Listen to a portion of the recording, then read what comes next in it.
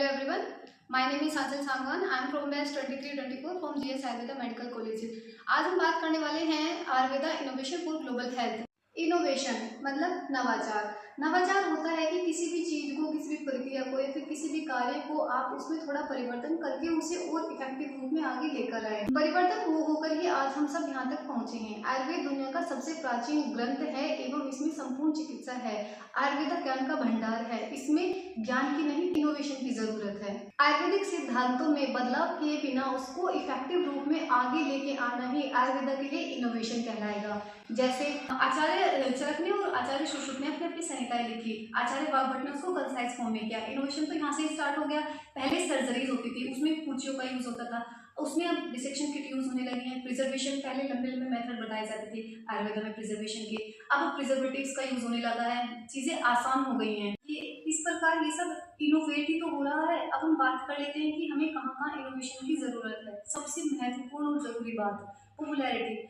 आयुर्वेदा इतना effective science है कि लोगों को इसके बारे में पता ही नहीं है, पॉपुलैरिटी नहीं है आयुर्वेदा की। उसको बताना है कि कितना इफेक्टिव है। जैसे WHO ने गुजरात के जामनगर में global centre of traditional medicine की आधारशिला रखी है। इसमें मेडिसिन का प्रोफेशन होगा और इसमें रिसर्च वर्क भी होगा और इसमें घरेलू उपचार भी शामिल होंगे। तो इस प्रकार ये क्या होगा, ये आयुर्वेदा को कहीं ना कहीं इनोवेट करेगा, आयुर्वेदा को बड़े स्तर पर लेके आएगा। आयुर्वेदिक कॉलेजों में और हॉस्पिटलों में स्पा, PG स्टार, स्मार्ट आदि प्रक्रिया कराई जाती है, जिससे आयुर्वेद आगे बढ़ रहा है। अब बात कर लेते हैं पोटेंशियल। जो चीज हमारी है, जैसे कि हम बात कर लेते हैं हल्दी, टर्मरिक। टर्मरिक का सबसे बड़ा जो उत्पादन होता है वो भारत में होता है, बट उसको US ने पोटेंट करवाया। क्यों? Lack of information. अगर हमें इन्फॉर्मेशन होती तो उसको आज वो हमारे यहाँ पे पोटेंट होती। इन्फॉर्मेशन होगी तो हम चीजों को पोटेंट करवाएंगे और रिसर्च के थ्रू वो चीजें सामने आएंगी कि आयुर्वेदा किस तरह से इफेक्टिव है।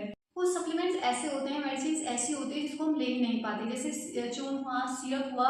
तो हमें क्या करना है, जैसे चूर्ण वगैरह है, इसको कैप्सूल से मेडिसिन फॉर्म में कर सकते हैं। सिरप हुआ, इसको इसके कड़वेपन को दूर करने के लिए हम इसमें कुछ मधुर ऐड कर सकते हैं। हालांकि इसका इफेक्ट थोड़ा कम हो सकता है उस कारण, क्योंकि आचार्यों ने पंचकषाय कल्प का वर्णन किया है, पर ना खाने से अच्छा है कि वो एटलीस्ट खाई जाएगी। तब आजकल लोगों का दिनचर्या 10 से 11 पर तो स्टार्ट हो रहा है। ऋतुचर्या का तो कुछ पता ही नहीं है, पूरे साल एक ही ऋतु फॉलो की जाती है।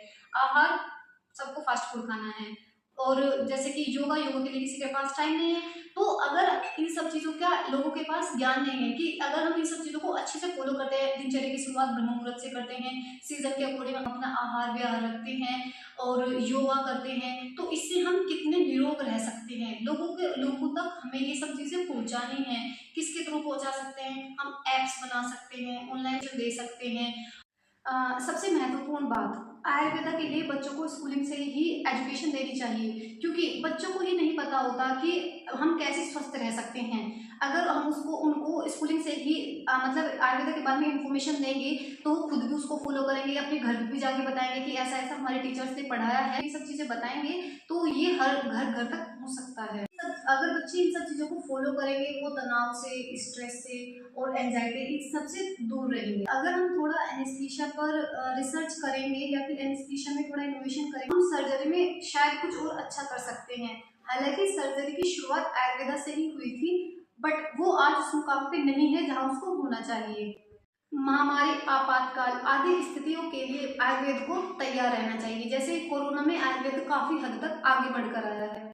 आयुर्वेदिक कॉलेज, फार्मेसी, इन सब की संख्या बढ़नी चाहिए, जिससे लोगों को ये सुविधा आसानी से उपलब्ध हो सके। गुजरात लार्जेस्ट एक्सपोर्टर है हर्बल मेडिसिन का, महाराष्ट्र सेकंड नंबर पे आता है और राजस्थान थर्ड नंबर पे आता है। हर स्टेट को इस चीज में आगे होना चाहिए। हर्बल मेडिसिन को अदर कंट्रीज में भी ही एक्सपोर्ट करना चाहिए, जिससे कि आयुर्वेदा और पॉपुलर हो सके। स्विगी, लिंकेज, इन सब पे एक आयुर्वेदिक आहार नाम का भी सेक्शन होना चाहिए, जहाँ पर आयुर्वेदिक आहार मिलने चाहिए, या फिर आयुर्वेदिक आहार के कुछ अलग से एप्स होने चाहिए जहाँ आयुर्वेदिक आहार बिक सके। At last I want to say that we can use modern technology but we should not compromise with authentic Ayurvedic principles. Thank you.